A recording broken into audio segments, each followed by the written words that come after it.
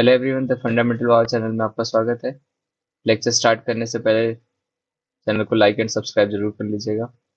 चलिए, नेक्स्ट हमारा चैप्टर है थर्मोडायनेमिक्स।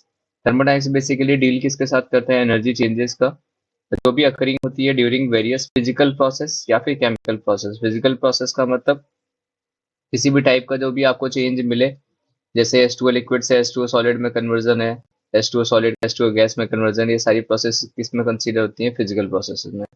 और केमिकल प्रोसेस का मतलब जिसमें मान लीजिए कोई रिएक्शन अकर हो रही है, जैसे बर्निंग ऑफ रिएक्शन है कि CH4 को हमने O2 के साथ बर्न कर दिया और हमें CO2 साथ में H2O मिल गया। इसमें कुछ अमाउंट ऑफ हीट लिबरेट हुई, ठीक है, उसके बारे में कैलकुलेशन कैसे करना है वो सब कुछ केमिकल प्रोसेस के अंडर में आएगा।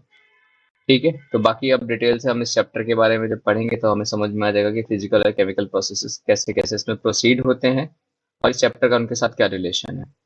तो सबसे बेसिक पहले स्टार्ट करते हैं, सिस्टम किसे कहते हैं और सराउंडिंग किसे कहते हैं। देखिए, पूरा एक कंप्लीट, अब आप इसमें सिस्टम सराउंडिंग एक और नाम आता है, दैट इज यूनिवर्स। ठीक है, तो अब जो हम बच्चे बच्चे होते हैं तो हमको ये लगता है कि अर्थ हो गया सिस्टम, दुनिया हो गई, बाहर की बाहर का जो इन्वायरमेंट हो गया सराउंडिंग, और उससे बाहर जो सब कुछ हो गया कंप्लीट वो यूनिवर्स। ऐसा कुछ नहीं है, डिपेंड करता है कि हमारा सिस्टम कितना छोटा है या कितना बड़ा है। जैसे मान लो ये भगोना है, ठीक है, इसमें आप पानी रख करके गर्म कर रहे हो। ठीक, अब ये जो पानी रख करके आप गर्म कर रहे हो, अब इसके बाहर ये आसपास थोड़ा हीट उट आपको फील होगा, लेकिन एक सर्टेन लिमिट तक। वैसा थोड़ी किचन में आप पानी गर्म कर रहे हो तो 2 कमरे छोड़ के आपके बेडरूम में ये पानी गर्म वाला फील होगा, ऐसा कुछ होने वाला नहीं है। तब यहाँ समझना सिस्टम सराउंडिंग क्या है। मान लो मैंने एक थर्मामीटर इसमें डिप किया, कुछ मेजर टेम्परेचर वगैरह मेजर करने के लिए। ठीक है, तो थर्मामीटर जितने क्रॉस सेक्शन में डूबा रहा वो हमारा सिस्टम है। यानी, या फिर अगर मान लो हमने इसके ऊपर एक ऐसे ढक्कन लगा दिया, कुकर का ढक्कन लगा दिया, और हम इसके अंदर प्रेशर मेजर कर रहे हैं, तो ये पूरा का पूरा कुकर हमारा सिस्टम हो गया। ठीक है, तो सिस्टम उसे कहते हैं जिस पार्ट पर हम स्टडी करते हैं, जिस हिस्से को हमें स्टडी करना होता है उसको हम क्या कहते हैं? सिस्टम कहते हैं। सराउंडिंग किसको कहते हैं? उसके जो आसपास का इलाका जो भी होता है, यानी apart from system and universe जो बच गया उसको हम क्या कहते हैं? यूनिवर्स कहते हैं। System and universe. ठीक, वो सब कुछ बचा हुआ क्या होगा? हमारा सराउंडिंग होता है। अब समझिएगा यूनिवर्स फिर आखिर क्या है। तो देखो, जहां तक इस पूरे कंप्लीट प्रोसेस का इफेक्ट हमको मिलेगा वो पूरा का पूरा इसका यूनिवर्स होगा, पूरी की पूरी इसकी दुनिया होगी। तो अब समझ लीजिए क्या है, जहां कोई एक प्रोसेस परफॉर्म हो रहा है, जहां तक उसका इफेक्ट अप्लीकेबल रहेगा वो हमारा यूनिवर्स। जिस पार्ट की हम स्टडी कर रहे हैं वो सिस्टम। अब उसके अलावा जो भी हिस्सा बच गया वो सब कुछ अब क्या आएगा? सराउंडिंग के अंदर कंसीडर होगा। आई थिंक ये क्लियर होगा। सबसे बेस्ट एग्जांपल मैंने जो सिंपल सा लेना था वो मैंने ले लिया। ठीक है, तो सिस्टम के किसे कहते हैं? जिस पार्ट पर हम स्टडी कहते हैं। यूनिवर्स किसे कहते हैं? जो हमारा कंप्लीट पार्ट होगा, जहां तक हमारे उस प्रोसेस का इफेक्ट ऑब्जर्व होगा। और सराउंडिंग क्या है? तो सिस्टम और यूनिवर्स के अलावा जो भी हिस्सा बच गया वो सारा का सारा हमारा क्या आएगा? सराउंडिंग के अंदर हम इसको कंसीडर करते हैं। ठीक है, अब एक टर्म और आती है बाउंड्री और वॉल्स की। ठीक है, जो जनरली हमें देखने को मिलेगा कि बाउंड्री किसे कहते हैं और वॉल किसे कहते हैं। बाउंड्री और वॉल किसे कहते हैं? देखो, जिस सिस्टम, ये बेसिकली सिस्टम के लिए डिफाइन होता है, सिस्टम सराउंडिंग के बीच का डिफरेंस करने के लिए ये डिफाइन होता है कि जैसे मान लो आपका घर है और पड़ोसी का घर है, बीच में कोई एक दीवार लगी हुई है, तो आपके घर और पड़ोसी घर में डिफरेंस करने के लिए यूज हुआ है। तो बेसिकली ये बाउंड्री या वॉल जो है, ये सिस्टम और सराउंडिंग के बीच में डिफरेंस क्रिएट करने के लिए किया जाता है। अब ये इमेजिनरी भी हो सकता है और रियल भी हो सकता है, दोनों तरीके से हो सकता है। अब समझना क्या है, अगेन फिर से वो भगोना लो, पानी इस पे रख के गर्म करो, इसके ऊपर ढक्कन लगा दो। अब सारी स्टडी हम किस पे कर रहे हैं? इस भगोने के अंदर कर रहे हैं, प्रेशर क्या है, टेम्परेचर क्या है, वॉटेवर जो भी है। तो ये हमारा क्या है? सिस्टम है। अब इसके बाहर का इलाका सब कुछ क्या है? सराउंडिंग है। ठीक है, तो यहाँ पे देखो वॉल कैसी है? सिस्टम और सराउंडिंग के बीच सेपरेट करने वाली रियल वॉल है। अब इमेजिनरी वॉल कैसे होती है? जैसे आप अगर कभी नदी, पोखरे, तालाब में नहाने गए हो, ठीक है, तो अगर गर्मी के महीने में जाओ तो ऊपर का जो सतह होता है वो गर्म होता है और नीचे का जो होता है वो ठंडा होता है। अब मान लो मैंने कोई थर्मामीटर डिप किया, ठीक है, वो एकदम एंड तक, मतलब काफी गहराई तक मैं लेकर के गया हूँ। तो जो वो पोर्शन, जिस एरिया, जिस वॉल्यूम में वो पोर्शन का थर्मामीटर का टिप डूबा हुआ रहेगा, वो इसके लिए सिस्टम होगा और बाकी आसपास का इलाका सराउंडिंग होगा। तो देखो यहाँ कोई पर्टिकुलर स्पेसिफिकेशन बाउंड्री वॉल नहीं है, मतलब हमें एग्जैक्टली बाउंड्री वॉल नहीं दिख रहा है, तो हम एक हाइपोथेटिकल सिलेंडर कंसीडर कर लेते हैं छोटे से कम वॉल्यूम का, और इसके अंदर हम मान लेते हैं थर्मामीटर की डिप डूबी हुई है। ये हमारा क्या हो गया, सिस्टम हो गया, और इसके आसपास का सारा इलाका सराउंडिंग हो गया। तो यहाँ की बाउंड्री कैसी हो गई, इमेजिनरी, और वो जो कुकर के बर्तन वाली बाउंड्री थी वो कैसी थी, रियल थी। चलिए अब आगे चलते हैं टाइप्स ऑफ सिस्टम पे। तो सिस्टम देखिए हमारे पास बेसिकली तीन टाइप के होते हैं, एक होता है ओपन सिस्टम, एक होता है क्लोज सिस्टम, एक होता है आइसोलेटेड सिस्टम। ओपन सिस्टम किसको कहते हैं, आप अगेन भगोने को लेकर के गर्म करो इसको, ठीक है, और ढक्कन छोड़ दो। सिंपल, मतलब खुला भगोना, आप इसमें पानी रख करके गर्म करो। इसमें देखो होगा क्या, बाहर से हीट हम सप्लाई कर रहे हैं, तो मतलब बाहर से सराउंडिंग से इसमें हीट जा भी रही है। अब यहाँ से मैटर क्या होगा, भाप, पानी क्या होगा, भाप बनेगा और बर्तन को छोड़ करके भाग जाएगा। तो इसको हम कहते हैं ओपन सिस्टम। मतलब ऐसा सिस्टम जिसमें मैटर का और एनर्जी का दोनों का एक्सचेंज पॉसिबल हो, उसको हम क्या कहते हैं, ओपन सिस्टम कहते हैं। अब क्लोज सिस्टम, आप इसके ऊपर ढक्कन लगा दो।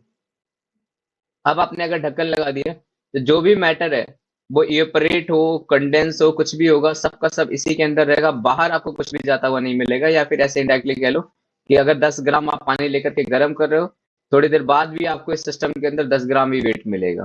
तो क्लोज सिस्टम का मतलब ये होता है कि जिसमें एनर्जी का तो ट्रांसफर हो रहा हो बट मैटर का ट्रांसफर नहीं हो रहा हो सराउंडिंग के साथ। मतलब इसको हम इस टाइप से बनाते हैं कि जैसे बॉक्स है, इसमें दोनों साइड एरो लगा दिया तो एनर्जी के आगे टिक मार्क कर दिया, और दोनों साइड एरो लगा के मैटर के आगे क्रॉस मार्क कर दिया। ठीक है, इसका मतलब एनर्जी का एक्सचेंज हो रहा है और मैटर का एक्सचेंज नहीं हो रहा है। इसको ऐसे दिखाते हैं कि एनर्जी भी हमने यस टिक कर दिया और मैटर भी हमने यस टिक कर दिया। तो ये कैसा सिस्टम होता है, ओपन सिस्टम होता है। अब आते हैं आइसोलेटेड सिस्टम पे। आइसोलेटेड सिस्टम बेसिकली हम किसे कहते हैं, जिसमें ना ही एनर्जी का चेंज हो रहा हो और ना ही मैटर का चेंज हो रहा हो। एनर्जी का भी चेंज नहीं होना चाहिए और मैटर का भी चेंज नहीं होना चाहिए। इसका एग्जांपल एक सिंपल सा है, हैमिल्टन वाली बोतल आती है जिसमें अपन पानी गर्म करके रखते हैं, ठीक है। तो वो उसको अगर आइडियल कंसीडर करो तो शुरू के 1 डेढ़ घंटे के लिए, आधे घंटे के लिए, तो ऐसा होता है कि वो उसमें जितना पानी आपने रखा है, गर्म करके रखा हुआ है, तो टेम्परेचर मेंटेन रखता है। ठीक है, अब आइडियली कोई इतना आइसोलेटेड नहीं होता, बट हम कंसीडर कर ले अगर हैमिल्टन वाली बोतल को, तो अगर आपने इसमें गर्म पानी डाल दिया है, तो टेम्परेचर को मेंटेन करके रखेगा, ठंडा डाल दिया है तो वो भी उसी टेम्परेचर को मेंटेन करके रखेगा, और बाकी ऊपर से ढक्कन बंद है तो मैटर का एक्सचेंज नहीं है। मतलब ये सराउंडिंग के साथ किसी भी टाइप का हीट या वॉटेवर कुछ भी एनर्जी का एक्सचेंज नहीं कर रहा है, और बाहर के साथ मैटर का एक्सचेंज तो वैसे भी नहीं कर रहा है। इसको हम जनरल एग्जाम्पल में ले सकते हैं कि ये आइसोलेटेड सिस्टम है। ठीक है, अब यहाँ एनर्जी का नाम आया तो एक चीज और समझ लेना कि मोड ऑफ ट्रांसफर एनर्जी, ठीक है, दो तरीके से एनर्जी ट्रांसफर होती है। एक होता है वर्क के थ्रू और दूसरा होता है हीट के थ्रू। दो तरीके का एनर्जी का मोड होते हैं ट्रांसफर करने के। ये मैंने साइड में लिखा है बट ये बहुत इंपॉर्टेंट है, आप कॉपी के सबसे ऊपर भगवान वाली जो जगह होती है वहां लिख लेना। एनर्जी ट्रांसफर के दो मोड होते हैं, एक काम के थ्रू होता है और एक हीट के थ्रू होता है। धीरे धीरे हम लेक्चर्स के साथ इन पे ज्यादा क्लियरिटी हमें आती जाएगी। बस अभी आप ऐसे समझो कि मान लो एक ऐसे मैंने गैस डब्बे में बंद कर रखी, यहाँ ऐसे पिस्टन लगा दिया, ठीक है, और सारी वॉल मैंने इंसुलेटेड कर दी, मतलब किसी भी वॉल से हीट एक्सचेंज नहीं हो रहा है, हीट कहीं नहीं बाहर जा रहा है, मतलब कहीं से भी कुछ नहीं हो सकता। अब मैं बाहर से इस पिस्टन को दबा दूं, तो जैसे ही दबाऊंगा तो कंटेनर का वॉल्यूम कम हो जाएगा। अब कंटेनर का वॉल्यूम कम हो जाएगा तो अगर आपने गैस स्टेट पढ़ा है तो पीवी इक्वल टू एनआरटी वाली कहानी शुरू हो जाएगी कि प्रेशर बढ़ा दिया तो टेम्परेचर क्या होगा, बढ़ जाएगा, या वट जो भी कहानियां होंगी वो इसमें स्टार्ट हो जाएंगी। इसका मतलब कुछ ना कुछ इसमें है, एनर्जी का एक्सचेंज हो गया ना। तो इसको हम कहते हैं वर्क के थ्रू एनर्जी ट्रांसफर करना।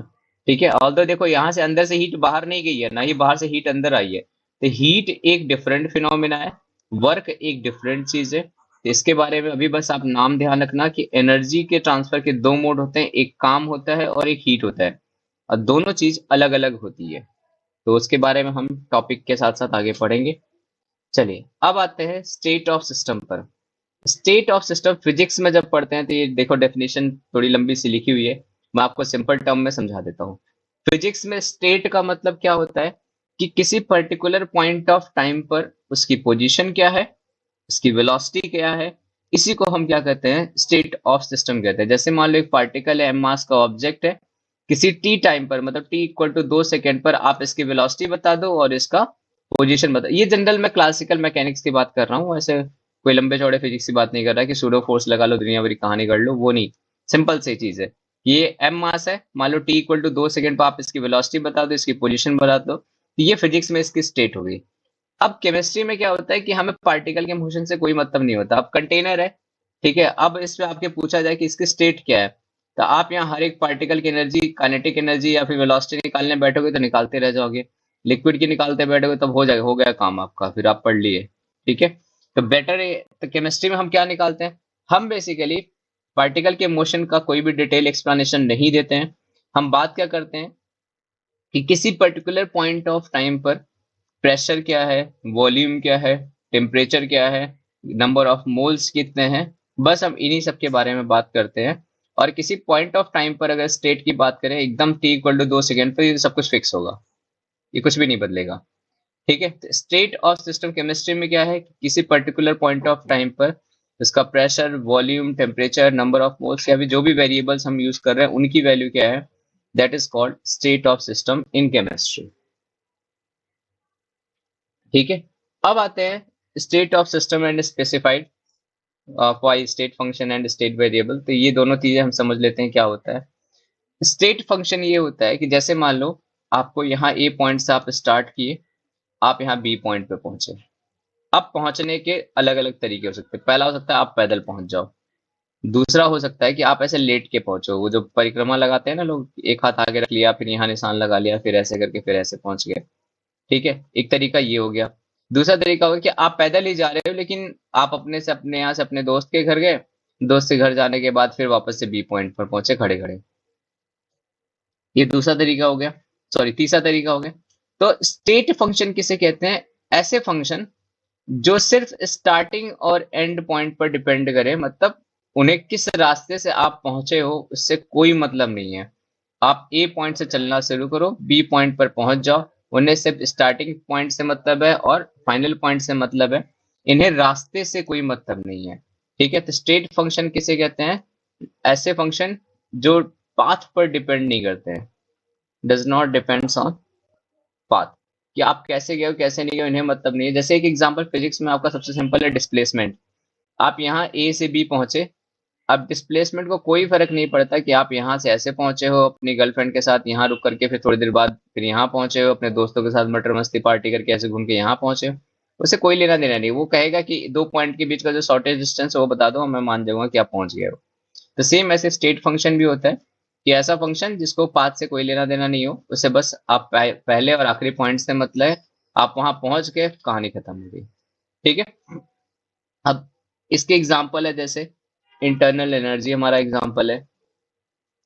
इसके अलावा अब इंटरनल एनर्जी क्या होती है अभी देखेंगे हम, क्या क्या ये होता है, एंट्रोपी है, इसके अलावा एंथैल्पी है,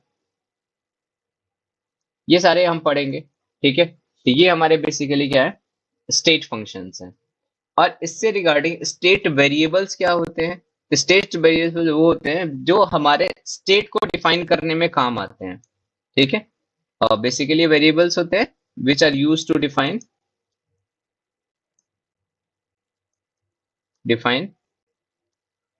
द स्टेट ऑफ सिस्टम।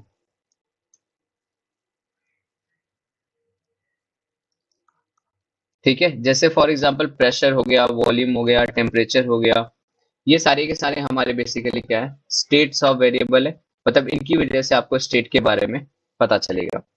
अब एक और चीज आता है, वो है हमारा पाथ फंक्शन। इसके बाद हम इंटेंसिव एक्सटेंसिव प्रॉपर्टी के बारे में देखेंगे। देखिए, अब स्टेट वेरिएबल स्टेट फंक्शन की बात हो गई तो हम पाथ फंक्शन की भी बात कर लेते हैं। तीसरा, पाथ फंक्शन किसे कहते हैं, देखिए ऐसे फंक्शंस जिनकी वैल्यू पाथ पर डिपेंड करती है उन्हें हम क्या कहते हैं, पाथ फंक्शन कहते हैं। जैसे फॉर एग्जांपल हमारा वर्क और हीट, ये दो ही फंक्शन हमारे ऐसे हैं जो पाथ फंक्शन है। तो आपको स्टेट फंक्शन याद कर रखने की जरूरत नहीं है, आप पाथ फंक्शन याद रख लो, बाकी जो भी फंक्शन मिलेगा वो सबका सब स्टेट फंक्शन होगा। तो आप इसको ध्यान रखना, काम और हीट ऐसे प्रोसेस है जो पाथ फंक्शन है, मतलब आप यहाँ ए से बी ऐसे लंबा वाला थोड़ा रास्ता लेके जाओगे, और यहाँ से यहाँ मान लो लेट के गए, और यहाँ से यहाँ दोस्त के यहाँ रुक करके फिर वापस यहाँ पहुंचे, तो देखो तीनों केस में आपके काम की वैल्यू अलग अलग आएगी, क्योंकि देखो यहाँ से पैदल चल के पहुंचे आप, यहाँ पे आपने काम अलग किया, लेट के जाओगे तो यहाँ का काम अलग होगा, यहाँ से यहाँ दोस्त के यहाँ रुक करके तो उसके बाद जाओगे घूम करके तो यहाँ पे भी काम अलग होगा। तो पाथ फंक्शन का मतलब क्या होता है कि जो आपके पाथ पर डिपेंड करे, वर्क और हीट पाथ फंक्शन होते हैं, बस आपको ये याद रखना है। ठीक है, ओके डन। बाकी इंटेंसिव एक्सटेंसिव हम नेक्स्ट लेक्चर में देखेंगे।